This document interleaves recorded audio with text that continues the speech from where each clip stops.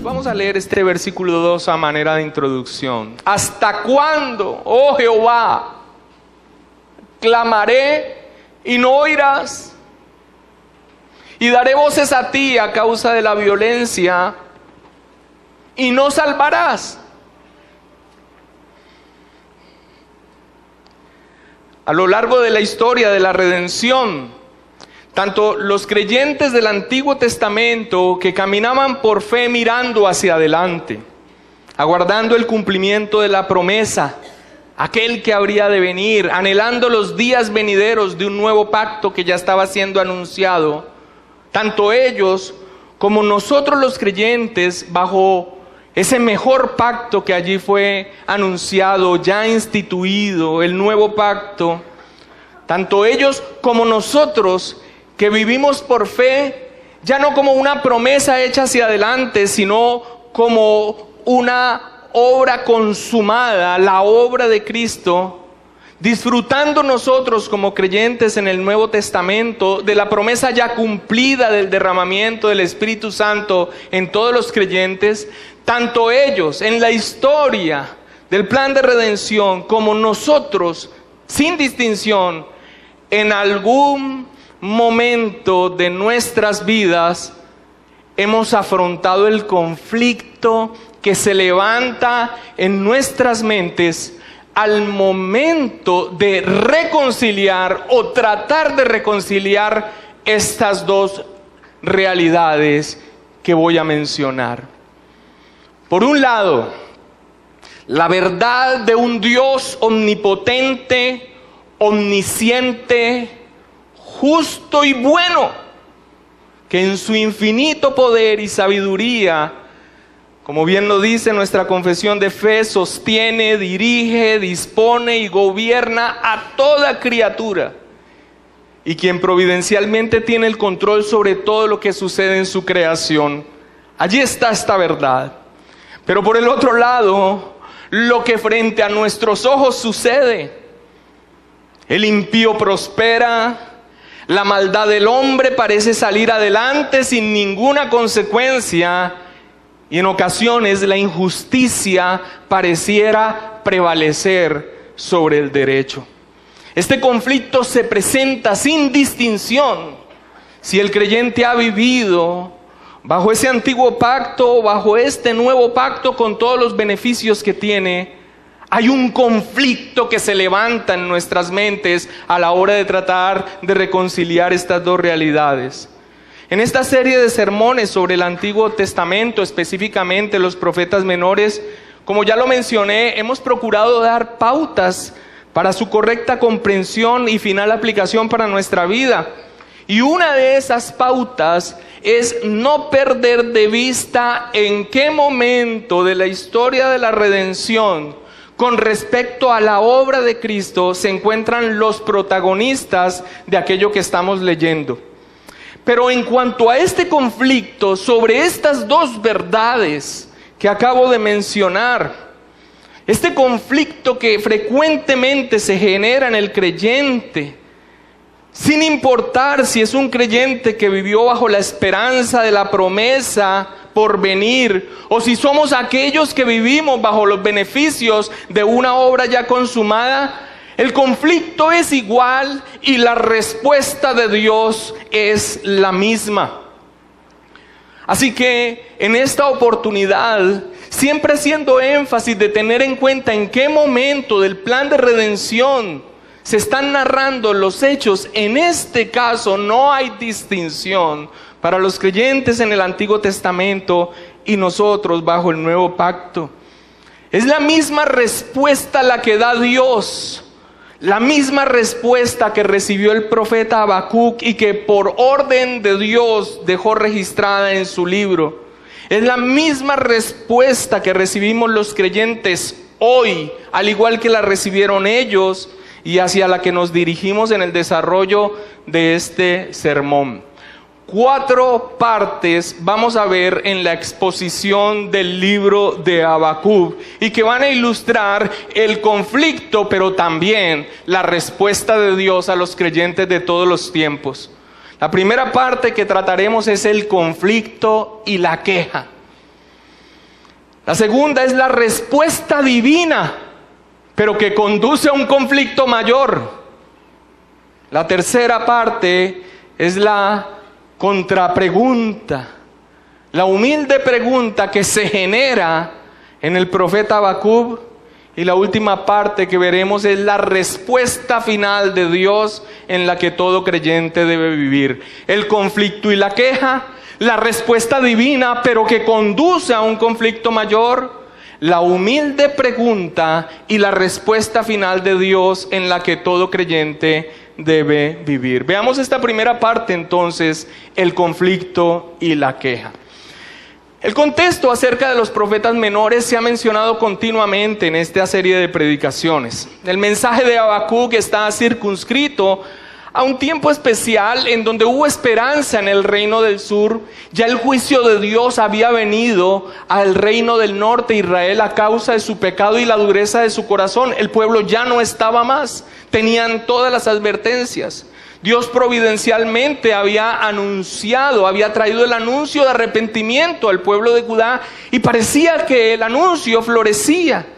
Llegó el rey Josías, implantó una serie de reformas que ejecutó, pero el mensaje de Habacuc se da inmediatamente después de la muerte del rey Josías.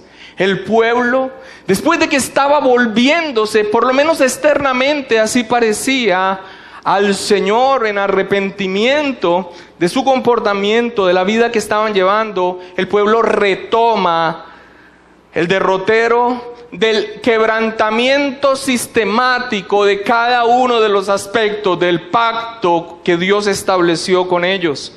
El pecado creciente en medio del pueblo, en medio de sus autoridades civiles, en medio de sus autoridades religiosas. Pero en este caso, y aunque esto ya ha sucedido en otras épocas que aquí hemos venido exponiendo, en este último se ha intensificado enormemente.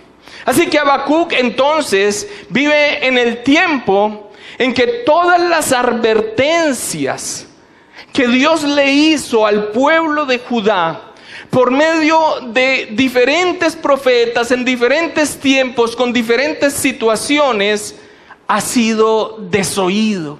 El anuncio del juicio de Dios a causa del pecado en el tiempo del profeta Habacuc estaba por cumplirse inexorablemente. Pero desde su perspectiva, desde la perspectiva de Habacuc, aún siendo un siervo de Dios, el incremento de la injusticia y de la rapiña es tal que le llevan a cuestionar lo siguiente: ¿por qué Dios no hace nada? El versículo 1 inicia diciendo la profecía que vio el profeta Habacuc: ¿hasta cuándo, oh Jehová, clamaré y no oirás? Y daré voces a ti a causa de la violencia y no salvarás. ¿Por qué me haces ver iniquidad y haces que vea molestia? Destrucción y violencia están delante de mí, y pleito y contienda se levantan, por lo cual la ley es debilitada, el juicio no sale según la verdad. Por cuanto el impío asedia al justo, por eso sale torcida la justicia. ¿Cómo es posible que el Señor no haga nada? Yo sé que Él es soberano. Yo sé que Él gobierna con el poder de su mano. Yo sé que Él todo lo puede. También sé que nosotros somos su pueblo y que Él es justo, recto y bueno. Y también sé que lo que hace el impío, la injusticia, la rapiña, la maldad, es contrario a su carácter santo. ¿Cómo es posible, oh Dios, que no hagas nada? El conflicto en el corazón del creyente es expresado aquí con gran profundidad. En esta lectura que hicimos de los 4 primeros versículos vemos 3 aspectos en donde se muestra ese conflicto cada vez más expuesto en detalle en el corazón del creyente, en este caso Habacuc. Lo primero que vemos es ante esta situación que acabo de exponer, ante estas dos realidades, una sensación de distancia y aparente apatía de nuestro Dios. El versículo 2 dice: ¿hasta cuándo, oh Jehová, clamaré y no oirás? Daré voces a ti a causa de la violencia y no salvarás. Clamo, doy voces, Dios no oye, Dios no salva. El segundo aspecto de la profundidad de este conflicto lo encontramos en el versículo 3. El deseo de justicia implantado en todo creyente, en medio de la situación que vive, se siente totalmente insatisfecho. Versículo 3. ¿Por qué me haces ver iniquidad y haces que vea molestia? Destrucción y violencia están delante de mí, y pleito y contienda se levantan, por lo cual la ley es debilitada y el juicio no sale según la verdad. Así que a este conflicto, se van sumando cada uno de estos aspectos que muy frecuentemente nosotros, cristianos sin distinción, como lo he mencionado aquí, bajo un antiguo pacto, un nuevo pacto con todos los beneficios que ello significa, también experimentamos en medio de este mundo caído y la plena conciencia de un Dios soberano que providencialmente tiene el control de todo. Una sensación de distancia y de apatía de parte de Dios con lo que vivimos, y el deseo de justicia que Él mismo ha implantado en nuestros corazones, insatisfecho. Pero tal vez lo más conflictivo en el corazón de muchos creyentes en medio de las adversidades, no solamente la aparente apatía de Dios o la injusticia reinante que se sale con la suya, sino la prosperidad del impío. No solamente entonces saber que hay un Dios soberano y ver lo que sucede a nuestro alrededor como si estuviera lejano, como si no le importara. Lo que brota de nuestro corazón cuando vemos la maldad del hombre sin aparente castigo. A esto se agolpa que en muchas oportunidades el impío, el malo, el que no teme a Dios, parece irle bien. El salmista Asaf en el Salmo 73 abre con sinceridad, vayamos allí por favor, no pierda el texto de estudio. Abre con sinceridad su corazón delante de Dios en medio de este conflicto en su mente. El Salmo 73, versículos 2 y 3, con sinceridad allí lo expresa. Asaf dice, ¿estamos allí, hermanos? En cuanto a mí, casi se deslizaron mis pies. Por poco resbalaron mis pasos, porque tuve envidia de los arrogantes, viendo la prosperidad de los impíos. ¿Será que Él no nos escucha? ¿Será que no se da cuenta de la situación? ¿Será que a Él no le interesa lo que estamos viviendo? ¿Será que además de todo esto, los malvados se van a salir con la suya? Hermanos, el grave peligro de este conflicto, el deslizar de pies del que habla la palabra de Dios, es la sugerencia que en medio de esta situación hace nuestra naturaleza pecaminosa, que frente a este conflicto, frente a la realidad de estos aspectos que estamos mencionando, nos dice, vuelve atrás. El versículo 13 y 14 del Salmo 73, Asaf, un hombre de Dios, un salmista, cuyos pies se estaban deslizando, dice, verdaderamente en vano he limpiado mi corazón y lavado mis manos en inocencia, pues he sido azotado todo el día y castigado todas las mañanas. De las cosas más tristes y preocupantes que cada uno de nosotros, hermanos, o los pastores en especial, tienen que lidiar, es escuchar a cristianos profesantes que en medio del dolor no se niega, que en medio de la adversidad es real, que en medio de la injusticia no es algo inventado, en medio incluso de las propias torpezas que se cometen en medio de la adversidad, dicen: no va más, no aguanto más, realmente yo no soy un cristiano. Y esto dicho como la renuncia para finalmente, y ese es el susurro del corazón caído del hombre, para finalmente tomar un camino que Dios no aprueba. Es duro escuchar estas palabras. Uno puede dar una palabra de ánimo, uno puede señalar la escritura, pero finalmente queda la expectativa de qué camino va a recorrer, qué senda va a tomar. La realidad de la situación está allí, es palpable, no lo está inventando. Pero esta expresión es tremendamente preocupante. ¿Qué hacer? La expectativa está allí. Ahora, ese resbalar de pies, el peligro de este conflicto ante una naturaleza caída que dice: no vale la pena, ¿de qué ha servido? Da marcha atrás. También es expresado en Malaquías. Mira cómo Dios señala a quienes ante este conflicto que es real, finalmente han tomado el camino del extravío. Malaquías 13, versículo 13 al 15. 3, perdón, gracias. Versículo 13 al 15.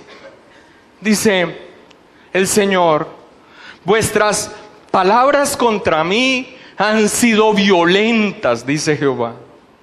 Y dijisteis: ¿qué hemos hablado contra ti? Habéis dicho: por demás es servir a Dios. ¿Qué aprovecha que guardemos su ley y que andemos afligidos en presencia de Jehová de los ejércitos? Decimos pues ahora: bienaventurados son los soberbios y los que hacen impiedad. No solo son prosperados, sino que tentaron a Dios y escaparon. Hermanos, el conflicto es real. El choque para el creyente es genuino. Es realmente un momento crítico. Pero para el verdadero creyente, por más dolor, por más que sus ojos estén nublados por las lágrimas, apartarse de Dios no será una opción. Tal vez en medio del dolor y en nuestra torpeza, de nuestros labios brote. Pero si el Santo Espíritu de Dios, si la fe ha sido genuina, serán palabras necias de quien está en medio del dolor, pero no será una opción aún en medio de esta crisis real. No la fue para Asaf, como tampoco lo fue para los que temían a Dios en el tiempo de Malaquías. Salmo 73, nuevamente, el versículo 15 y 20. Dice, Asaf continúa diciendo: si dijera yo, hablaré como ellos. En otras palabras, volveré atrás. He aquí, a la generación de tus hijos engañaría. Cuando pensé para saber esto, fue duro trabajo para mí, hasta que, entrando en el santuario de Dios, comprendí el fin de ellos. Ciertamente los has puesto en deslizaderos. Hablando de ese impío que un momento atrás veía que prosperaba y que no pasaba nada. En asolamientos los harás caer. ¿Cómo han sido asolados de repente? Perecieron, se consumieron de terrores. como sueño del que despierta, así, Señor, cuando despertares menospreciarás su apariencia. Y tampoco fue una opción para quienes, escuchando lo que estos hombres decían: en vano hemos servido al Señor, en vano hemos guardado su ley. Más bien los impíos prosperan, han burlado a Dios. Algunos que escuchaban y tuvieron temor de Dios, su camino no fue seguir en ese mismo derrotero, por más real que fuera la crisis ante estas verdades que afrontamos como creyentes en nuestro peregrinaje. Les leo yo: entonces los que temían a Jehová hablaron cada uno a su compañero, y Jehová escuchó y oyó, y fue escrito libro de memoria delante de él para los que temen a Jehová, para los que piensan en su nombre. Y dice el Señor: serán para mí especial tesoro, ha dicho Jehová de los ejércitos, en el día en que yo actúe. Los perdonaré como el hombre que perdona a su hijo que le sirve. Entonces os volveréis y discerniréis la diferencia entre el justo y el malo, entre el que sirve a Dios y el que no le sirve. El dolor en medio de la adversidad frecuentemente nubla lo que el Señor ya nos ha dado a conocer en su palabra, y en lo que nosotros deberíamos estar firmes cuando nuestros ojos no ven más allá de nuestra indignación, de nuestras lágrimas y de la injusticia y lo que nos parece un prolongado silencio de Dios. Habacuc, así como la mayoría del pueblo, olvidó lo que insistentemente por medio de sus siervos los profetas venían anunciando. Dios no está apático, Dios no está distante, Dios no es el relojero celestial que le dio cuerda al universo y se apartó de él. Dios inmanentemente actúa, obra y dirige la historia de la humanidad. Providencialmente tiene el control de todas las cosas y lo anuncia a su pueblo para que esté firme en estas verdades, aunque sus ojos le estén mostrando algo distinto. Un día de juicio venía anunciando el Señor incesantemente a través de sus siervos los profetas. Un día de retribución a causa del pecado. Y es lo que el salmista Asaf solo recordó cuando sus pies casi deslizaron, cuando vio que el impío prosperaba. Recordó solo cuando entró en el santuario y, como dice la Escritura, comprendió el fin de ellos. Lo que espera a todo hombre que ha afrentado a su Creador con el pecado: un juicio. Lo que le recordó por medio de Malaquías a aquellos que tuvieron temor de él y se mantuvieron firmes a pesar del dolor, que vendría el día en que él actuaría y entonces verían y entenderían la diferencia entre el que le sirve a Dios y el que no. Y esa es la misma respuesta que ante esta crisis que vive Habacuc Dios le da. Dios no estaba ajeno, Dios no estaba distante. Dios venía anunciando, traería el castigo a Judá a causa de su maldad, pero lo haría por medio de los babilonios. Versículo 5 de Habacuc capítulo 1. Mirad entre las naciones y ved, está diciendo el Señor a Habacuc ante su pregunta y su clamor. Y ved y asombraos, porque haré una obra en vuestros días que aun cuando se os contare no la creeréis. Porque he aquí yo levanto a los caldeos, nación cruel y presurosa, que camina por la anchura de la tierra para poseer las moradas ajenas. Formidable es y terrible. De ella misma procede su justicia y su dignidad. Sus caballos serán más ligeros que leopardos, más feroces que lobos nocturnos. Sus jinetes se multiplicarán, vendrán de lejos sus jinetes, volarán como águilas que se apresuran a devorar. Toda ella vendrá a la presa. El terror va delante de ella y recogerá cautivos como arena, escarnecerá a los reyes y de los príncipes hará burla, se reirá de toda fortaleza, levantará terraplén y la tomará, luego pasará como el huracán y ofenderá, atribuyendo su fuerza a su Dios. Dios no estaba distante, Dios no era apático, Dios no era ajeno.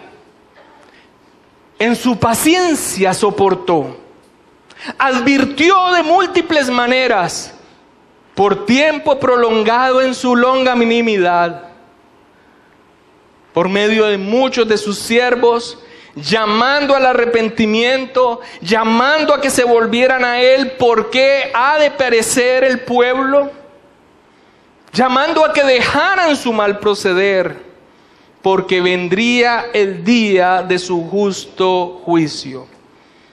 Un juicio que, aunque se cumplió en el tiempo por manos de los babilonios, como aquí es anunciado, es tan solo un anuncio al juicio universal de Dios, un tipo del juicio universal de Dios que vendrá sobre toda carne cuando el Señor Jesucristo venga en gloria.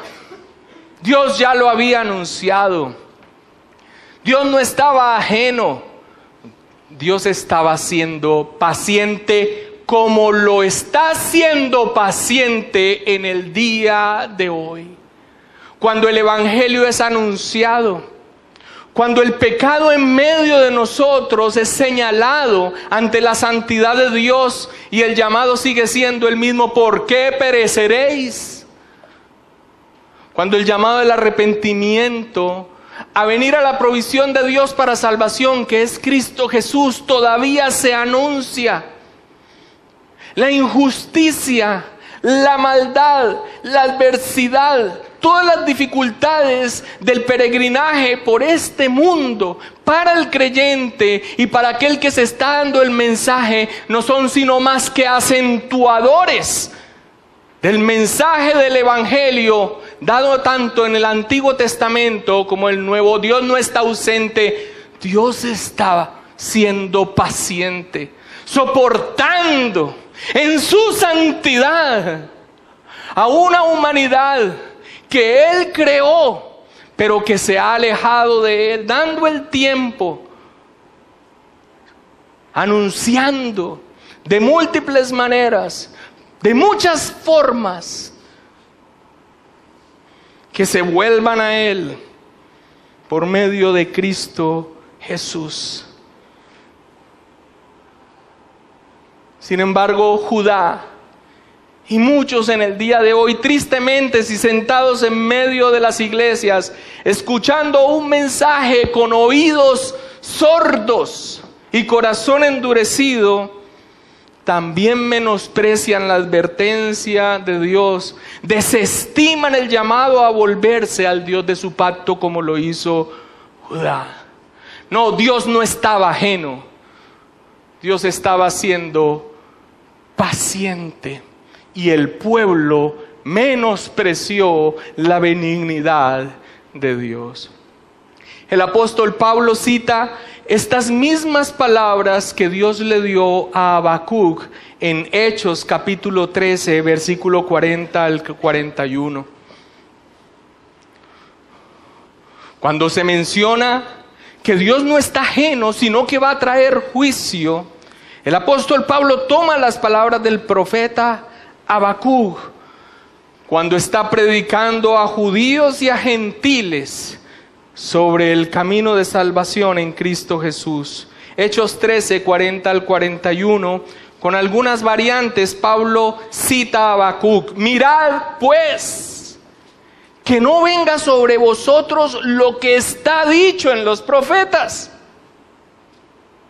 Mirad, oh menospreciadores, y asombraos y desapareced, porque yo hago una obra en vuestros días, obra que no creeréis, si alguien os la contare.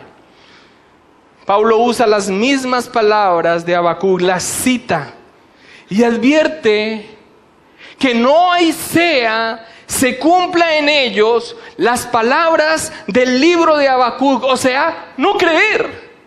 No creer aunque alguien lo explique, no creer aunque alguien lo proclame, no creer aunque alguien a voz en cuello advierta que aunque los ojos humanos pareciera que este mundo no tiene el control de Dios, que aunque pareciera en medio de la injusticia y de la maldad y el impío prosperando, Dios no está haciendo nada. Realmente Dios está siendo paciente, enviando de una manera y otra, a través de la misma iglesia de Cristo, por su santa palabra, el mismo mensaje que en Habacuc. ¿Cuál será la respuesta? Tú que estás allí sentado y que por primera vez estás escuchando este mensaje de advertencia. ¿Será la de Judá? ¿Será la del endurecimiento? ¿Será la de convencerte por lo que ves a tu alrededor que no hay Dios? ¿O que si lo hay está distante y apático de lo que pasa en medio de su creación?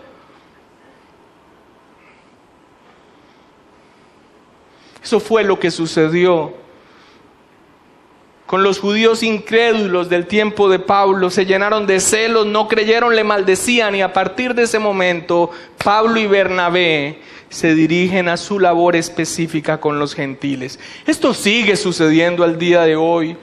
Aunque el evangelio anuncie el obrar de Dios, muchos no lo creerán, así alguien se los explique. Verán la maldad, verán la injusticia, verán la prosperidad del impío y terminarán en la conclusión: si hay un Dios todopoderoso, bondadoso, benigno, que todo lo puede hacer, y santo, y hay maldad, oprobio, injusticia, Dios no existe. A ese punto llegó Epicúreo, y a ese punto llegan muchos hombres hoy, que al ver las circunstancias difíciles de la adversidad que atravesamos, la conclusión, aunque no lo digan a viva voz: no hay Dios, o está ajeno, o no les importamos, no está en control. Eso sucedió con el pueblo de Judá. Ahora, esa respuesta divina no era lo que Habacuc en medio del dolor esperaba. Sí, Dios no está distante, Dios no estaba apático a la maldad. El malvado realmente no se estaba saliendo con la suya, Dios traería su justo juicio. Pero esa respuesta divina, lejos de traer pleno consuelo, llevó a Habacuc a profundidades aún mayores sobre los designios de Dios. Porque el instrumento que Dios usaría para traer su juicio era peor que aquellos sobre quienes vendría el castigo. Versículos 12 y 13. Después de que el Señor le dice que es a través de los babilonios que Él traerá ese juicio anunciado, Habacuc dice: ¿no eres tú desde el principio, Jehová Dios mío, santo mío? No moriremos. Oh Jehová, para juicio lo pusiste, y tú, oh roca, lo fundaste para castigar. Muy limpio eres de ojos para ver el mal, ni puedes ver el agravio. ¿Por qué ves a los menospreciadores y callas cuando destruye el impío al más justo que él? Ahora, Habacuc acentúa aquí la impiedad de los babilonios. Él queda impactado ante la respuesta de Dios. El conflicto inicial de lo que ve con sus ojos y la realidad de un Dios soberano ya no está allí, pero ahora la profundidad es mayor. ¿Cuál? Dios usa providencialmente aún los actos malignos de los seres morales para llevar a cabo sus propósitos eternos. Y aquí Habacuc acentúa la maldad de los babilonios usando una metáfora donde aunque ellos son instrumentos, los babilonios, del juicio de Dios, Habacuc señala que aunque Dios los está usando, ellos no honran a Dios. Y hace una descripción por medio de una metáfora de que ellos son pescadores que llenan sus redes y finalmente a sus anzuelos y a sus redes, sus instrumentos de pesca le dan la honra y la adoración y no a Dios. Es como una especie de diálogo con Dios diciendo, pero ¿cómo es posible que hagas esto? Versículo 15 de Habacuc 1. Sacará a todos con anzuelo, los recogerá con su red, los juntará en sus mallas, por lo cual se alegrará y se regocijará. Por esto hará sacrificios a su red, ofrecerá sahumerios a sus mallas, porque con ellas engordó su porción y engrasó su comida. Vaciará por eso su red y no tendrá piedad de aniquilar naciones continuamente. Hermanos, aquí está Habacuc, incapaz de evaluar rectamente las acciones de Dios en la historia humana, en la historia suya. Nublado por el dolor, en medio de la adversidad, ha sido conducido por Dios amorosamente. Lo ha llevado de lo que consideraba apatía, desinterés y triunfo del mal, a poder ver la paciencia, la longanimidad de Dios y la afirmación de su justicia en el día señalado. Pero el recorrido por el que Dios lleva al creyente Habacuc y también nos lleva a nosotros no queda allí. Lo conduce y nos conduce aún a mayores profundidades cuando nos muestra su obrar soberano, su control providencial sobre todo lo que sucede sin que ni siquiera las acciones malignas escapen de su gobierno conforme a sus propósitos. Sí, hermano, si tú estás en Cristo, la única manera de decir todas las cosas nos ayudan a bien conforme a su propósito es mantenernos en esta profundidad de la palabra de Dios en las que nos sumerge. Aún lo malvado, lo injusto, la rapiña, la injusticia que tenemos que afrontar, la escasez, la pérdida, la muerte, la enfermedad, la persecución, están bajo el control de nuestro sabio Dios. Pero el dolor nos ciega de tal manera que no evaluamos rectamente el obrar de Dios en la historia, ni en la de la humanidad, ni en la de nosotros mismos. Es por esto que Dios nos toma amorosamente de su mano y nos va sumergiendo en lo que Él nos revela en su palabra. Él está en control. Ni el malo, ni el que parece burlarse de Dios, ni la adversidad de este mundo caído es algo que esté fuera de su gobierno providencial para cumplir sus propósitos para su propia gloria. Allí está Habacuc, y allí está todo verdadero creyente en medio de este duro peregrinaje que es conducido por la palabra de Dios a mayores profundidades. Allí estamos ante la verdad que nos es dada por su bendita palabra. Estamos allí listos, sensibles, aceptando realmente la providencia de Dios y que no se ha escapado de la mano ni siquiera lo que estás viviendo, por muy adverso que parezca, por muy injusto que parezca. Ahí estamos entonces sensibles y tiernos ante la verdad para recibir la respuesta divina.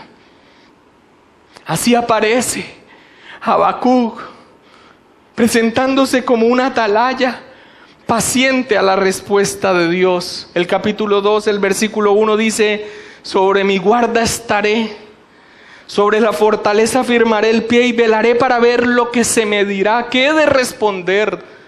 ¿Qué he de responder tocante a mi queja? Amado Dios, ¿qué camino tomaremos en medio de este peregrinaje por este mundo?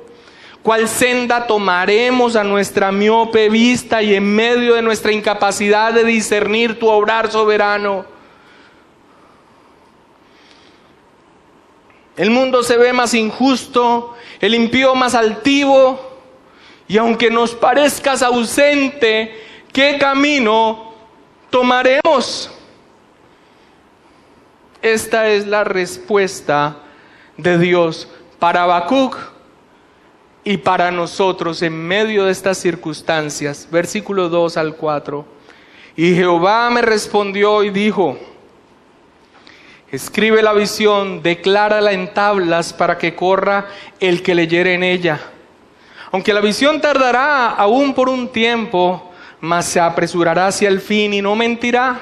Aunque tardare, espéralo, porque sin duda vendrá, no tardará. ¿Cuál es la respuesta? He aquí que aquel cuya alma no es recta se enorgullece, mas el justo por su fe vivirá.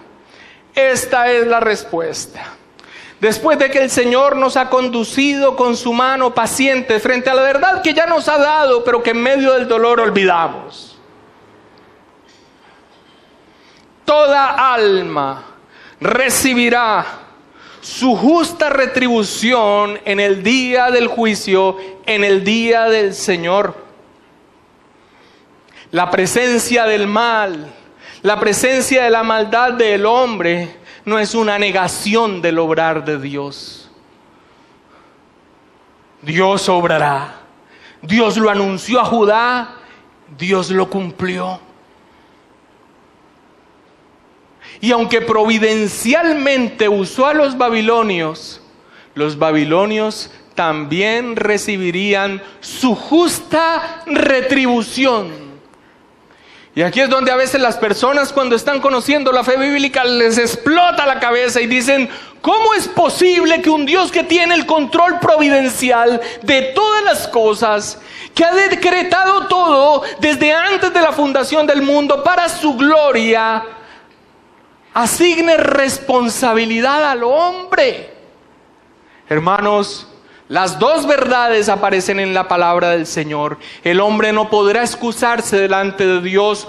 Dios le hace responsable, pero Dios es la causa primaria. Y la causa secundaria, las criaturas morales tendrán que dar cuenta a Dios. ¿Cómo conciliar estas dos verdades? ¿Cómo conciliar estas verdades aún en medio del peregrinaje que vivimos, con el dolor que trae a nuestro ser? Reconciliarlas es imposible, pero negarlas no es el camino del creyente. Las dos están allí. Y la respuesta de Dios para nuestra tranquilidad es: ni sobre quienes trae juicio, ni muchas veces los instrumentos de su juicio pasarán por alto. Toda alma recibirá su justa retribución en el día del Señor. La nación de Judá, por romper sistemáticamente y deliberadamente el pacto con su Dios, juicio a causa de su maldad. Y los instrumentos de su juicio también, por su gran maldad, porque actuaron conforme a su naturaleza maligna. Ellos son responsables, son instrumentos de la providencia divina, pero son responsables por su propia maldad. Dios no está ausente, Dios no es apático, Dios está obrando, Dios está siendo paciente. Y todo el capítulo 2 es un ay con respecto a los babilonios, por su maldad, por su rapiña, por su codicia, por su idolatría.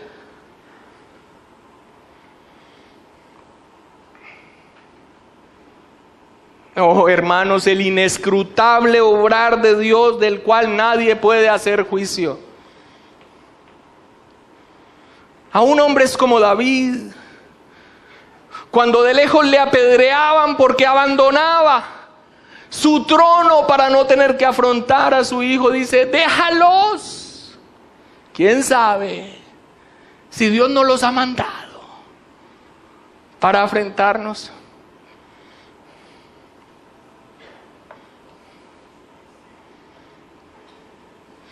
No dejamos de ver la maldad del hombre, su injusticia o su persecución o cualquier cosa que venga contra ti. Pero si no nos sobreponemos a lo que nuestros ojos ven, mirando a la eternidad y mirando al control soberano de nuestro Dios, estamos perdidos. Porque en nuestro corazón la justicia implantada de Dios arde. Y en medio de la dificultad de este mundo, no le veremos. Así que la respuesta misericordiosa a todo creyente, quien ante lo que ven sus ojos en medio de su peregrinaje por este mundo caído y el conflicto que se levanta en su corazón, porque a la vez sabe que su Dios es real, que su Dios es vivo, santo y justo y tiene el control de todo, levanta entonces su vista a Dios en medio de lo que está viendo y recibe la respuesta divina. ¿Cuál es? El justo por la fe vivirá. Amados hermanos, bien lo dice el escritor inspirado, porque por fe andamos y no por vista. Si nos guiamos tan solo por nuestros ojos, es real, es verdad, pero si no trascendemos a las verdades que Dios nos ha dado en su bendita palabra, ¿qué será de nosotros? Por fe andamos, por lo que se nos ha sido dado, por lo que Dios ha revelado en su palabra, no por vista, plenamente confiados en lo que Dios nos ha dado en su palabra. Confiados siempre, como dice el apóstol Pablo, que aunque estemos en este cuerpo ausentes del Señor, de la presencia física, Cristo está con nosotros. Estamos unidos a Él. Sí, este mundo es injusto. En el mundo tendréis aflicción, nos advirtió, pero nada nos podrá separar del amor de Dios que es en Cristo Jesús. Esta es la respuesta. Es la respuesta después de sumergirse cada vez más en los designios santos e inescrutables para nuestra mente del obrar soberano de Dios. El justo por la fe vivirá. 3 veces cita el Nuevo Testamento la respuesta que Dios da aquí a Habacuc y que nos da a nosotros: mas el justo por la fe vivirá. Y la da en 3 oportunidades donde sus contextos iluminan aún más la divina respuesta. Solo los voy a citar. En Romanos 1:17, el justo por la fe vivirá, nos recuerda el Evangelio, cómo el hombre es declarado justo, la buena nueva, porque ante la incapacidad de alcanzar los estándares santos de Dios, la respuesta divina, el Evangelio, la buena nueva es que seremos aprobados por la plena confianza en el Señor Jesucristo. En Gálatas 3:11, lo que acentúa la respuesta divina en el contexto es el medio. ¿Cómo? ¿Por qué medio el hombre es justificado delante de Dios? La fe. Y la fe no como se piensa hoy en día en la iglesia contemporánea, como un superpoder para que las cosas sucedan. La fe como una mano extendida que sabe su necesidad hacia Dios. El Evangelio, el regalo precioso de la fe. Y en Hebreos 10:38, texto que les pido que vayamos para finalizar. La tercera vez que se cita en el Evangelio la divina respuesta de cómo debe vivir el creyente frente al conflicto de estas 2 realidades que hemos citado. Nos dice, ya no solo el Evangelio, ya no solo el regalo precioso de la fe, sino cómo vive una vida que agrada a Dios aquel que ha sido justificado mediante la fe. Pero nos da algo más adicional. Hebreos 10:38 al 39. mas el justo vivirá por fe. ¿Y si qué? No agradará a mi alma. Hermanos, no es una opción. Te duele. Nosotros no vamos a aparentar delante de Dios lo que no sentimos. Pon guarda tu boca para no ir más allá de lo que no debes decir en medio de tu dolor. Es una realidad. Exprésaselo a Dios, pero deja que te tome de su mano y te sumerja por la verdad de tu palabra y veas la gloria de Dios. Del Dios que tiene el control de todo lo que sucede y que lo ha establecido para su propia gloria y que ha derramado su beneficio inmerecidamente sobre nosotros. Dilo a Dios, dilo con sinceridad. No te muestres como un superhéroe espiritual, díselo a Dios, pero deja que te responda con su bendita palabra.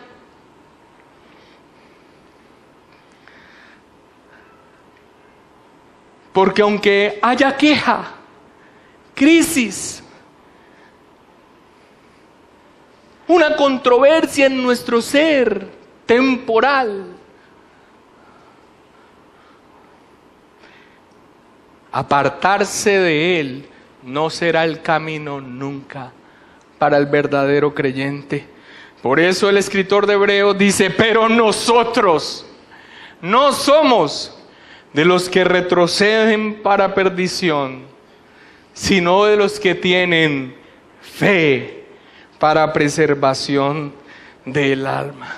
Así es, hermanos, quien verdaderamente ha sido justificado, aquel cuya fe es sincera, genuina, tal vez gima, tal vez clame, tal vez patalee, tal vez pregunte en medio del dolor y el mal que le rodea, pero retroceder nunca será una opción por la sola gracia de Dios, por la intercesión del mediador y por la obra del Espíritu Santo que nos mantiene firmes en la fe. Es nuestro Señor Jesucristo, el autor y consumador de la fe, en quien el creyente peregrina hacia su patria celestial, perseverando hasta el fin. ¿Entendió Habacuc? ¿Entendió la divina respuesta? ¿Hubo paz para su corazón? El capítulo 3 es un himno de alabanza que muestra claramente que Habacuc entendió lo que el Señor le guió a través de su palabra. El capítulo 3 describe al Señor como un guerrero que tiene dominio sobre todo, que viene a juzgar naciones. Pero es el final de ese cántico en el que se muestra que Habacuc entiende la lección divina de que el justo, sin importar lo que perciban sus ojos, por la fe vivirá. Vivirá su vida aferrado a lo que Dios le ha dado en su palabra, la provisión en Cristo Jesús. Así responde a la divina respuesta Habacuc. Aunque la higuera no florezca. 3:17. Gracias, Danilo. Aunque la higuera no florezca, ni en las vides haya frutos, aunque falte el producto del olivo, los labrados no den mantenimiento, las ovejas sean quitadas de la majada y no haya vacas en los corrales, con todo, yo me alegraré en Jehová y me gozaré en el Dios de mi salvación. Jehová el Señor es mi fortaleza, el cual hace mis pies como de ciervas y en mis alturas me hace andar.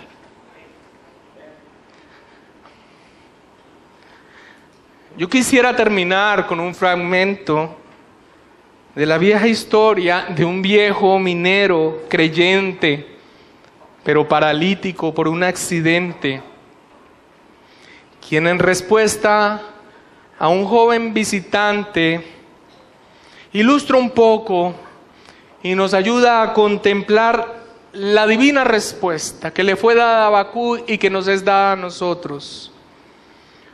El justo por la fe vivirá. La divina respuesta a nuestras luchas a la luz de la cruz del Calvario. Le decía el viejo a este hombre joven: a veces Satanás viene a mi vieja y dañada casa y se sienta cerca de mi cama, ahí mismo donde usted está sentado. Señala mi ventana a los hombres con los que solía trabajar, los cuales aún poseen cuerpos fuertes, y me pregunta: ¿Jesús te ama? Luego me hace ver mi andrajoso cuarto, señala los hogares hermosos de mis amigos y me vuelve a preguntar: ¿Jesús te ama?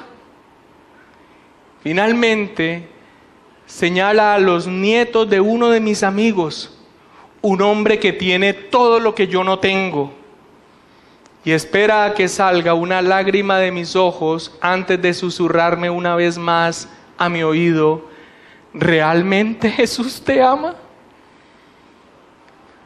Sorprendido por la franqueza del viejo, el joven preguntó: ¿y qué es lo que haces cuando Satanás te habla de esta manera? Y el anciano respondió: lo tomo de la mano, lo llevo a una colina muy lejos llamada el Calvario.